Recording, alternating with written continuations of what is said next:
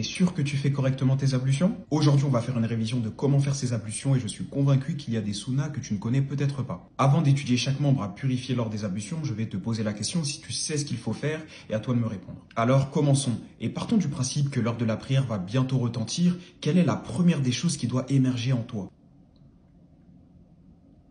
C'est la niya, l'intention de te lever afin d'aller te purifier, tout simplement. Conformément à la parole du prophète sallallahu alayhi wa sallam, innama al-a'malu binniyat, les actes ne valent que par leurs intentions. Après avoir mis ton intention, il existe une autre sunna que tu peux faire avant d'accomplir tes ablutions. Sais-tu ce que c'est?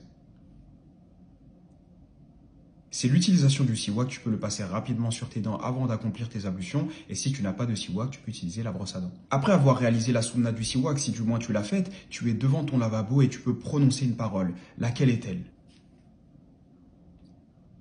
Sachez tout d'abord que cette parole est une sunna et non pas une obligation lors de l'accomplissement des ablutions. Et c'est le fait de dire Bismillah et non pas Bismillahir-Rahmanir-Rahim. Après avoir réalisé toutes ces premières étapes, tu peux débuter l'accomplissement de tes ablutions. Par quoi est-ce que tu commences? Cet acte, qui est en réalité une sunna et non pas un acte obligatoire, j'insiste dessus, consiste à ce que tu te laves les mains et si tu veux, tu peux le faire 3 fois. Sachez également que lors de la purification de n'importe quel membre lors des ablutions, ce qui est obligatoire, c'est de passer au moins une fois dessus. Le faire 2 à 3 fois est une sunna, plus c'est une innovation. Donc après t'être lavé les mains, si tu as fait la sunna, si tu ne l'as pas fait, les ablutions commencent dès maintenant. Qu'est-ce que tu dois faire? Tu fais ce que l'on appelle mazmaza et istinshaq, c'est-à-dire prendre de l'eau avec ta main droite et inspirer en partie dans ta bouche et dans ton nez, et ceci en une seule fois. Puis tu fais ensuite ce que l'on appelle istinsar, avec la main gauche, tu vas rejeter d'abord l'eau par le nez, puis par la bouche. Une fois que tu as nettoyé la bouche et le nez, quel est le prochain membre à purifier? C'est simplement le fait de nettoyer ton visage en essayant de couvrir la zone la plus large, du haut du front jusqu'au menton et de l'extrémité des 2 oreilles. Une fois que ton visage a été purifié, quel est le membre suivant à nettoyer?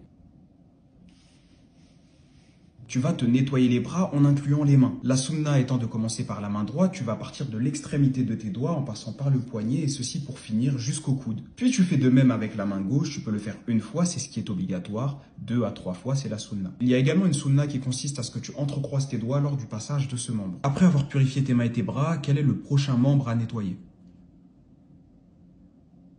C'est l'essuyage et non pas le lavage sur la tête. Tu dois simplement humidifier tes mains et faire un passage, un aller-retour. Vraiment un seul. Je vais vous spoiler un peu, mais ça va me permettre de vous poser une question. Juste après, on doit procéder au nettoyage des oreilles. Est-ce qu'on doit reprendre de l'eau ou pas? La réponse est non. Tu dois garder la même eau que lorsque tu avais humidifié tes mains pour faire l'essuyage de la tête. Tout cela se fait en une seule étape. Tu dois faire l'essuyage de la tête, puis procéder directement au nettoyage des oreilles. Tu vas prendre tes 2 index afin de nettoyer